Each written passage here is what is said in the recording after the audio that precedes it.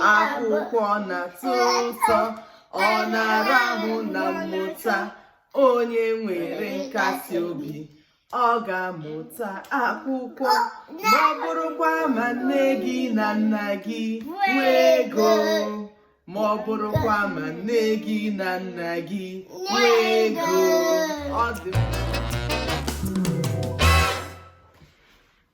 Hello beautiful people, hello beautiful people.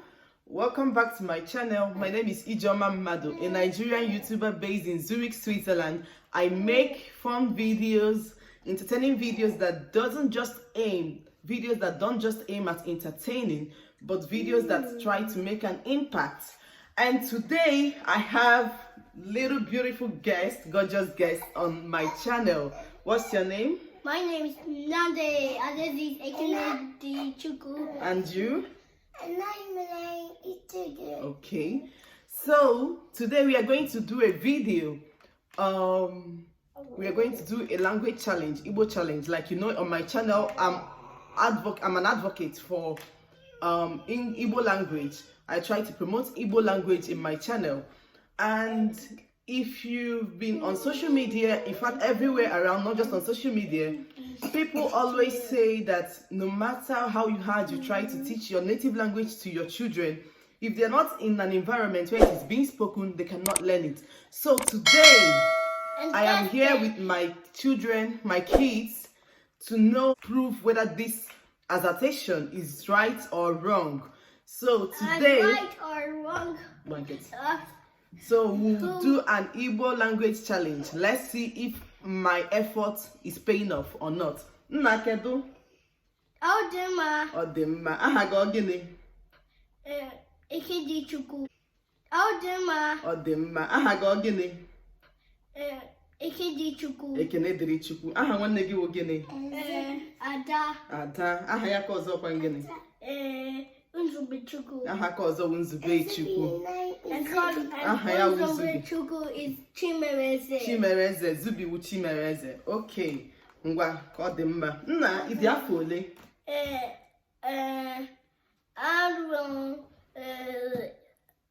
Ise. Ị dị afọ ise. Nwanne gị ọ dị afọ ole? Ọ dị atọ. Ọ dị afọ atọ. Ọ ga-eme afọ atọ na ma ọnwa Disemba gbaa abalị 27. Ọ dị mma. Nna, gụọra m ọnụọgụgụ n'Igbo. Gụọra m 1 otu. 1 otu, 2 abụọ, 2 abụọ, 3 atọ, 3 atọ, 4 anọ, 4 anọ, 5 ise, 5 ise, 6 isii. No, 5 ise, 6. 7 asaa, 8 asatọ, 9 itoolu, 10 iri. 10 iri. 11 Mama, iri ngwa otu. ozole 11 iri n'otu. Gụọ ka gị gụọ 1 otu. 1 otu, 3 abụọ. 3 Atọ. 4 Anọ. 5 isii. 6 isii. 6 isii. 7 asaa. 8 8 asatọ. 9 itoolu. 10 iri. 10 iri. O mere ke o nwetara ya. Ngwa kọrọ n'okwu n'aka. Ọ dị mma. Ngwa ka anyị gaa n'ihu. Gịnị bụ ihe a n'okwu Igbo lee? Nke bụ gịnị? Isi. Mama, nna, ajụga m Chibugo. Mama, ihe gịnị? Isi. Isi ke gịnị? Anya. Ke gịnị? Imi. Ke gịnị? Ke gịnị? Ke gịnị?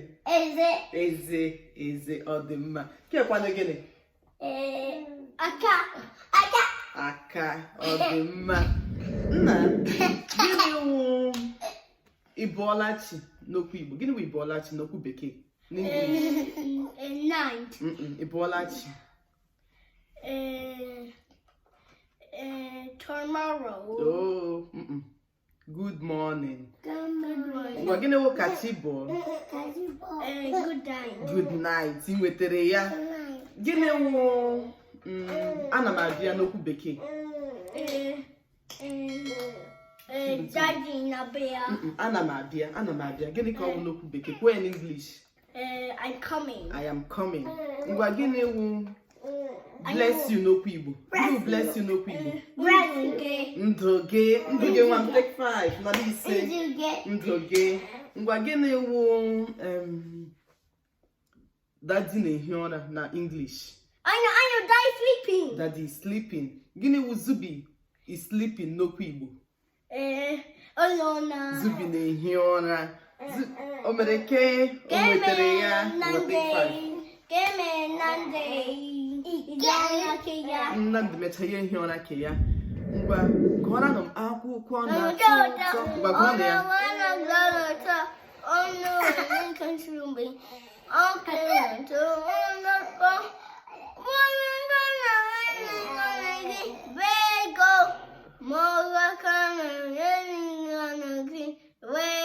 Chibu ngwa gụọ ke gị. Gụọ ke gị. Akwụkwọ na-atọ ụtọ. Onye nwere nkasi obi. Gụmanụ. Ka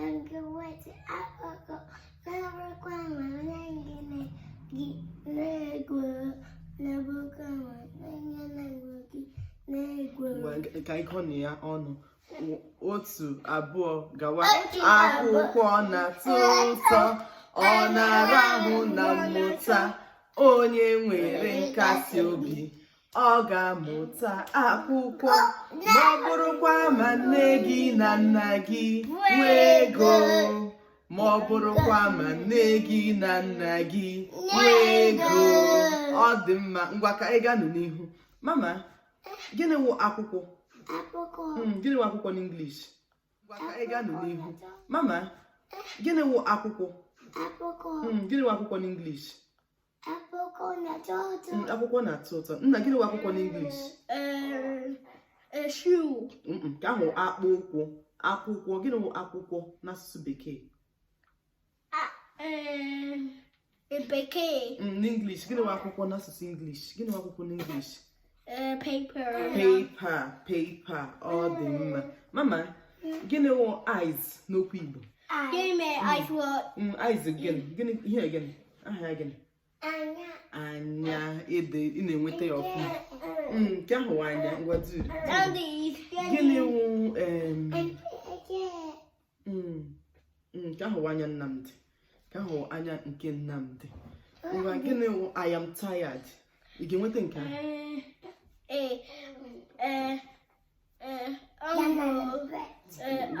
Gịnị wụ ike agwụla m n'English?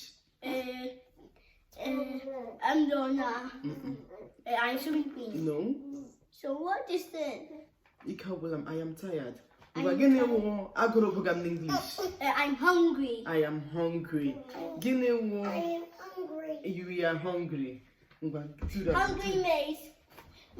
hungry makes you feel better.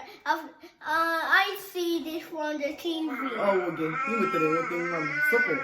Ngwa gịnị wụ okwu fugamofu n'English? It's too hurts. It hurts. Okay, ọ dị mma. Unu mara na mpaghara obodo m nọ na ya. Ihe anyị na-asụ n'obodo a bụ German. Ka anyị gakwa n'ihu, ka anyị mara ma ihe a mama chere m ikwu okwu nọ. Ka anyị gaa n'ihu, ka anyị mara ma asụsụ Igbo a ha na-asụ ma ọ na-enyere ha aka ka ọ na-akwatu ha ịsụ asụsụ nke obodo anyị nọ na ya. Ihe anyị na-asụ n'obodo a bụ German. Nna, was ist wie heißt du? Ich bin Alexis. Du bist Alexis. Wie alt bist du? Wie alt bist du? Das ist Donald. Das ist Donald. Aber wie alt bist du? How old are you? How old are you? Say fine. How old are you? Nnamdi, how old are you? I'm 5 years old. You are 5 years old. Ọ dị mma. Ngwanụ, ka anyị gbapụ ya n'ọsọ. Enwere ọtụtụ ihe ndị m ji ebe a. Ka m mara ma ụmụ m ha ga-ama otu esi akpọ ihe ndị a n'asụsụ Igbo. Ka anyị lee n'anya. Ngwa, mama duru ala, duru. Nna ke gịnị? Soon. Aha ya n'Igbo gịnị? Njunaka. Bukete nso, lekete ebe. Ke gịnị? Njungaka. Ngaji. Ngaji. Chibu. Aha, ke again. Ke efere. Nna, ke again. Akoko. Chibu, ke again. Akwụkwọ. Nna, ke again kwana. Aha, ke again. France. Ke tem France. Mana aha ya ka ọzọ again. I want the 10 francs. Gini ka na akpọ ihe again. Iri. Ka hotel iri imetere ya. Ngwa gini wụ come and take money n'okwu Igbo.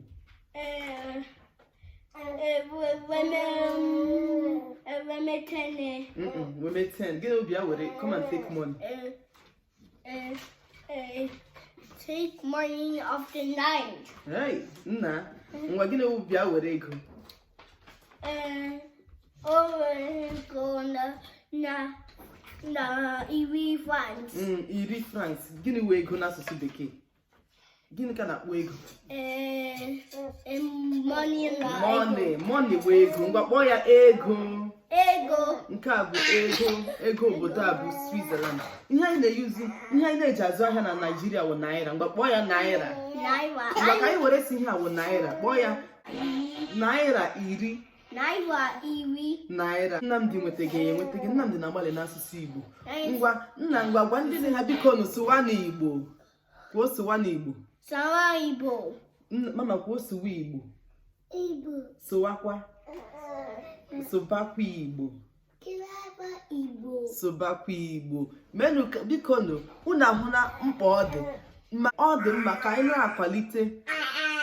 Ọ dị mma ka anyị jisi n'ike na-akụziri ụmụ anyị asụsụ obodo anyị ka anyị na-akwalite asụsụ anyị na-enweghị nke ọzọ anyị nwere ọ bụ sọsọ ya bụ nke anyị nwere ọ dị mma nna ngwa sie sụbakwa Igbo sụbakwa ka anyị na-edowe Igbo ndụ kwuo keep Igbo alive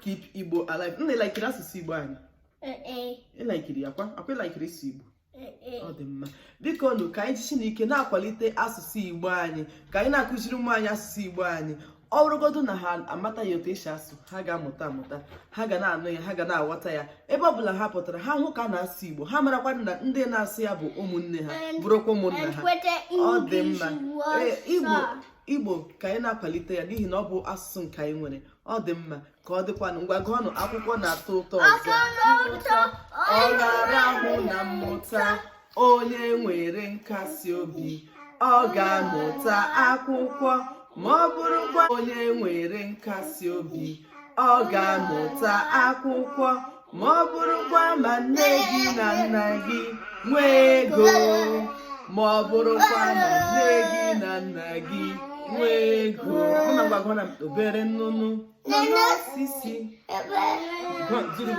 nna nchere Chibugo ga-agụ ka m gbago obere nnụnụ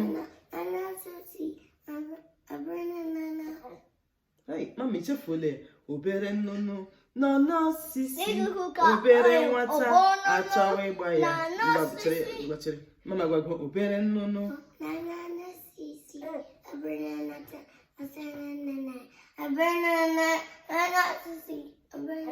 mama ngwa ka ịgụ ya obere nnụnụ nọ n'osisi obere nwata achọrọ ịgba ya obere nnụnụ asị ya gbala ofecha nku ya fere lawa ofecha nku ya ọ dị mma. So guys, we've come to the end of this video. You can see for yourself that speaking Igbo doesn't prevent your children from learning any other language. It doesn't prevent them from learning English. Rather, it helps them because studies have proven that children are capable of learning more than 2 languages in their childhood. So let's continue, or if you've not started, you can start today. Teach your native language to your children. It is very, very important. It is our heritage. Alright, thank you very much. If you enjoyed this video, please don't forget to give it a thumbs up. Mama, say thumbs up. Don't forget to give it a thumbs up.